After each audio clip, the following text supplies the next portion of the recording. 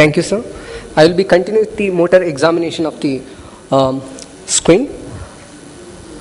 First of all, a patient with a squint, the important thing is, if a patient walks into the OPD, the first thing is look for the head posture, because if the patient has a good vision, they will have a head posture, maybe in the form of face turn, chin elevation or chin depression, or a head tilt, depending upon what type of squint the patient is having. For example, in this case, the patient is having null in lever version with right face turn.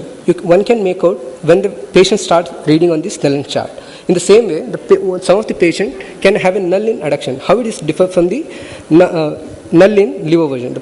If you cover one eye, there will be the fixing eye will assume a position of adduction, so that there will be good vision. The same way, if you cover the fixating eye, there will be reversal of the face turn. This is very essential.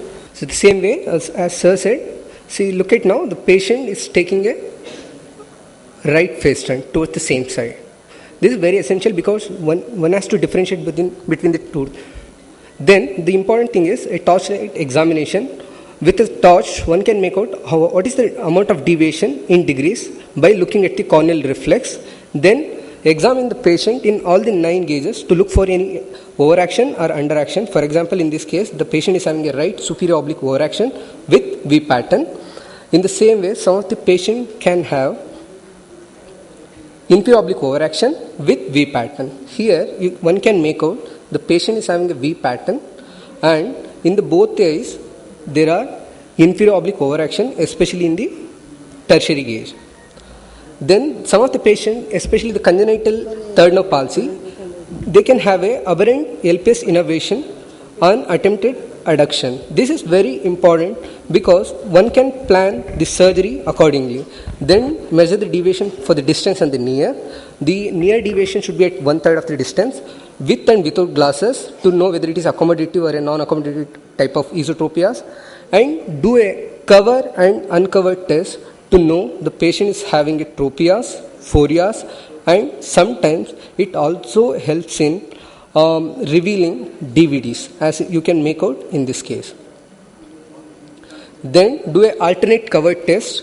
To do a alternate cover test, both the eyes has to have a good vision, and it should be a committant type of squint. And if you look at this, the patient on covering one eye, the deviated eye is taking the fixation. Then measure the amount of deviation by placing the prism in front of the deviated eye and do an alternate cover test. This is known as a prism bar cover test, and keep on increasing the amount of prism and the apex towards the deviation, and one has to note where exactly there will be neutralization point, or there is any reversal of the direction of movement, and that will be the amount of deviation in prism diopters. In the same way, you need to check for the near to know whether is there any disparity in the deviation between the distance and the near, and this will help us to manage, especially in the cases of IDS.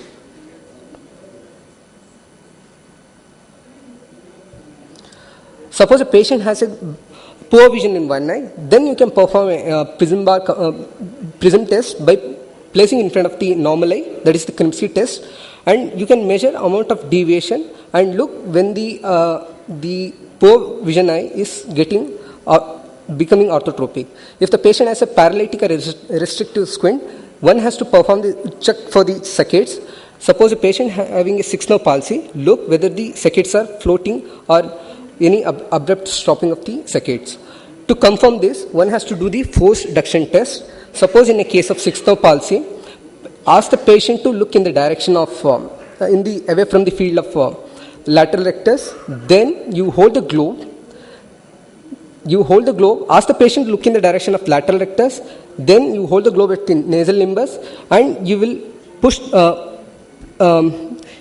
the globe towards the lateral rectus, and if you have any restriction, you will feel. Mechanically, one can make out, is there any restriction?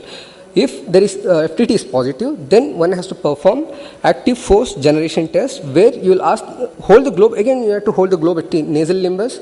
Ask the patient to look in the direction of lateral rectus, and if you feel any tug, one can make out whether it is a paralytic or a restricted type of squint. Thank you.